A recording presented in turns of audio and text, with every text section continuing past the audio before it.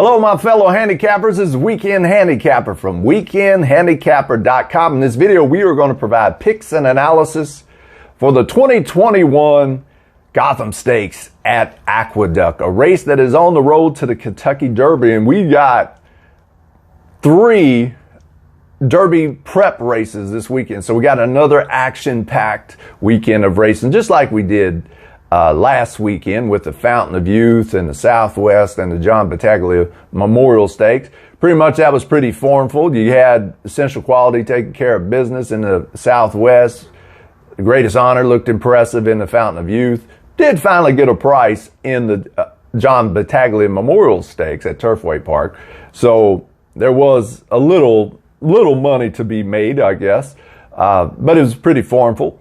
So this weekend, and you can check out all those videos on the Weekend Handicapper YouTube channel in the Road to the Kentucky Derby playlist. So this weekend we got 3 Derby prep races as well. We got the Gotham at Aqueduct, Tampa Bay Derby at Tampa Bay Downs, and the San Felipe Stakes at Santa Anita Park. You can check out my videos where I give picks and analysis for those races as well. So, all right, so let's talk about the Gotham Stakes.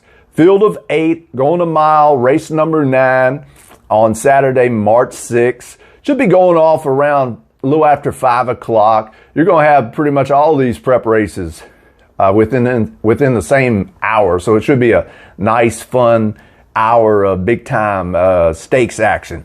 So I'm looking forward to that. Number 1.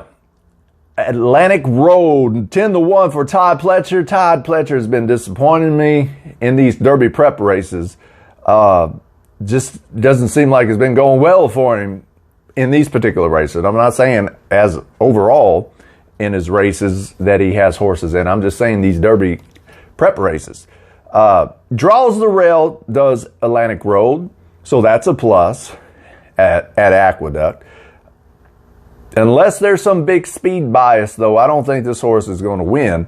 We're going to talk about speed. There's a lot of early speed in this race. I think like 5 horses, 5 of the 8's going to be trying to go for the early lead probably. At least on paper, they looks like they want to or will. So I'm going to pass on number 1. Number 2, the Reds, 12-1 morning line after 5 tries. Finally broke its maiden, but that was at Aqueduct. So if you're looking for a horse for course angle, maybe, but it's lost races too. So I'd be cautious of taking number 2, the Reds, unless there's some kind of pace collapse and it benefits from it, and the inside posts have an advantage or have some kind of bias going on. So I'm going to pass on number 2, the Reds. Number 3, highly motivated for Chad Brown. Definitely a contender here, but it's been off since November 6th. Long time this horse hasn't raced. So, and will it get the distance? Can it stretch out a little bit? So that's 2 factors, 2 negatives with a short price horse at 2-1 morning line you consider. The distance, can it get the distance? And is this horse ready to win off the layoff, or does it need this race or something?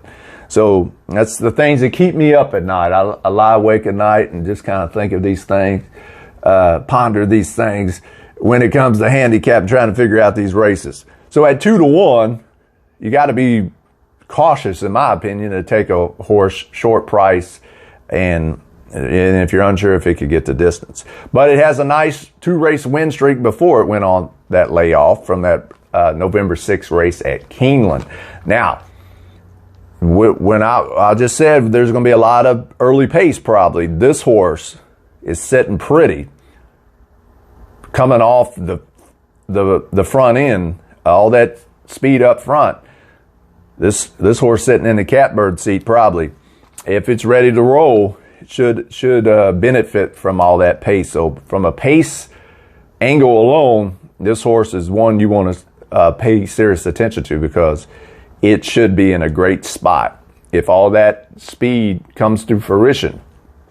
Number 3 is certainly a contender, but at a short price. Number 4, Wipe the Slate. Doug O'Neill shipping in. It was 6th in the Robert B. Lewis, so that was kind of disappointing. But if you throw out that race, it's a decent horse. But I don't like it in this spot, I don't think, even though it's 8-1. Number 4, Crowded Trade, 8-1. Here's an 8-1 horse that I do like for the simple fact it's a closer. And it's another Chad Brown horse. So just like with Bob Baffert's horses, many times people focus on the short price horse, in this case, number 3, Highly Motivated, and forget about their other entry, the other Chad Brown horse, the other horse that's trained by the same trainer, and that would be 5, Crowded Trade, a closer that is going to benefit from all that early pace if it plays out like it looks like it's going to on paper. So both of Chad Brown's horses are contenders because, for the main reason, they're going to be coming off the pace. So I think they're going to benefit from that.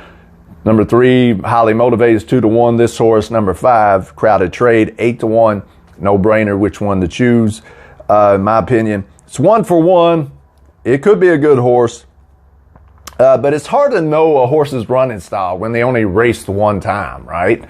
I would like 3 or 4, 5 races to get a sense of how that horse likes to run.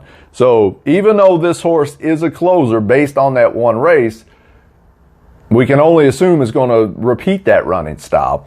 At 8-1, I'm going to assume it's going to repeat that running style, and hopefully it can close in. So number 5 is a contender. Number 6, Capo Cane, I believe is how you say it. I should know by now. I've watched this horse run enough. It won the Jerome. It was 3rd in the Withers. All at Aqueduct. Has won at today's distance. It might enjoy the cutback in distance. This race is a mile, and that's what it won at before. So, but it's another early speed horse. So it's going to be out there on the front too. So that's an angle we're going to talk about, or a factor we're going to talk about here after I get done talking about these next 2 horses. Because I think it's all about pace in this race, I think. Well, most races, pace makes the race, as you probably heard before. But certainly this one could be the deciding factor in who wins this Gotham Stakes. So Capo Cane, I would say it's a contender, but not a main one. Number 7, Freedom Fighter, is Bob Baffert. Bob Baffert shipping this horse all the way across the country, down one corner of the country, going all the way up to the northeast, top right almost, or top right. The left coast to the right coast. Bob Baffert, what can you say? He's always had his stables, all these big time horses, it seems like, full of talent. 5-2 morning line. Never discount Bob Baffert shipping in. This horse is working out really well. It's 1 for 2. Oh my gosh.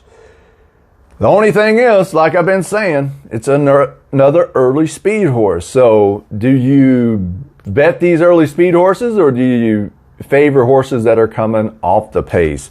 But definitely number 7, Freedom Fighter, is a contender, trained by a big time trainer, but it's 5-2. So that's something you want to kind of consider. Number 8, Wayburn, 15-1. Long shot for sure. Another early speed horse.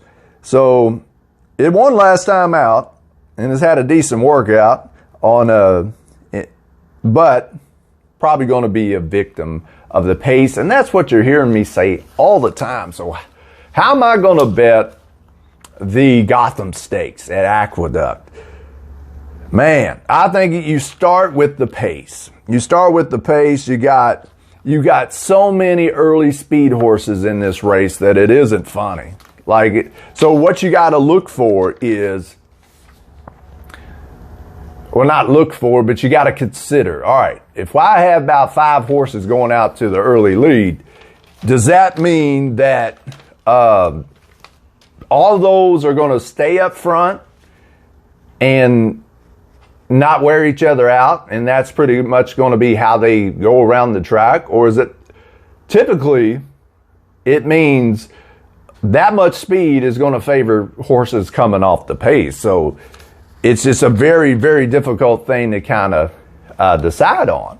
It's just tons of early speed in this race, and you gotta predict if the pace is too much, or do all these jockeys and trainers know that it's a lot of pace? Of course they do. They're professionals. They know how much early speed's in there. So do they change their tactics a little bit? See, many times when on paper it looks like there's a lot of early speed, the jockeys will, rate their horses or try to take back their horses because they know that and they don't want to get involved in a pace duel. Many times when that happens, the ones that do go for the early lead and stick to their game plan wins, because none of the other horses and jockeys wanted to challenge the pace because they thought it'd be too much early speed. You see what I'm saying? So it's very difficult.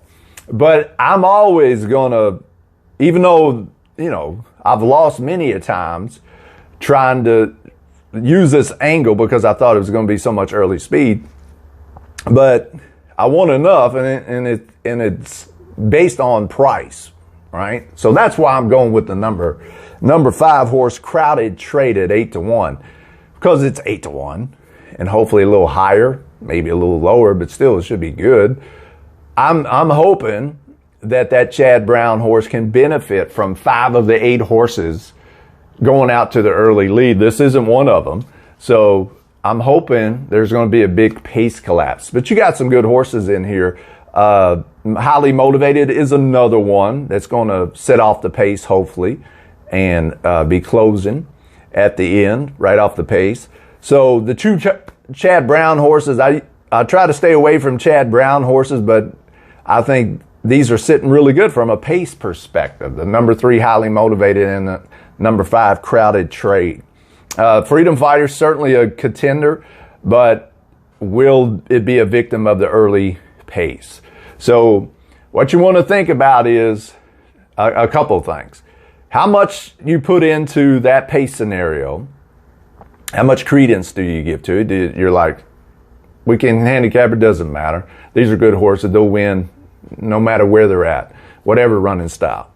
So in that case, you might go with Freedom Fighter or the 6 Capo Cane. But if you're thinking the way I'm thinking it might play out, the number 3 Highly Motivated, number 5 Crowded Trade would be the ones to go with based on a pace angle. And of course, number 5 Crowded Trade offering some pretty good value, nice little price there at 8-1 morning line. Do you believe in the rail and the early speed at Aqueduct? It's playing really well. So like I was saying, even though you have 5 of 8 early speed horses in this race, if the track's playing that way and if the track's favoring speed, then it might not matter. The bias is going to play to those horses' advantage, and these closers can't close in on it. So that's why handicapping is so fascinating to me. And there's just so many variables that you don't know, that you gamble on, that you risk on, which is why I love it. And that's why I always say smart wagering and making good decisions, making those good, intelligent decisions. So to sum up, number 5 Crowded Trade would be my horse of choice in this race. Highly Motivated is right up there, and it's probably going to win the race, but you got the layoff to factor in, the distance to factor in, and that short price. Yeah, I don't know. If this horse was in more recent form, then definitely I think this is the horse to go with. But the short price and coming off a layoff might be deterrence for me to get too serious about betting that horse. So number 5, just from the pace angle and more value, nice little price.